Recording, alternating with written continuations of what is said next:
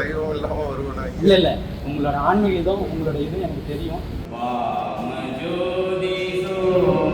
சனாதன பயங்கரவாதத்தை எதிர்த்த மாபெரும் சமத்துவ போராளி வள்ளலார் கோவிலுக்கு வந்த நடிகர் சிலம்பரசன் டிஆர்.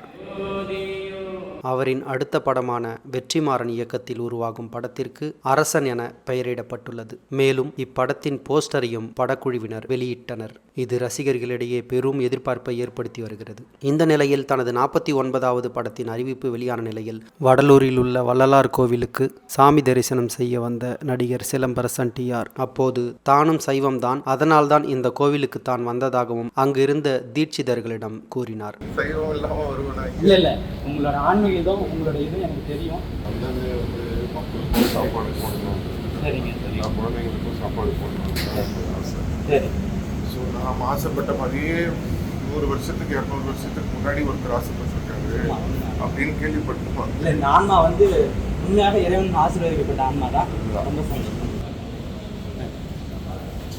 கடலூரில் அரசன் திடீர் தியானம். நான் வந்ததே இந்த காரணம்தான்.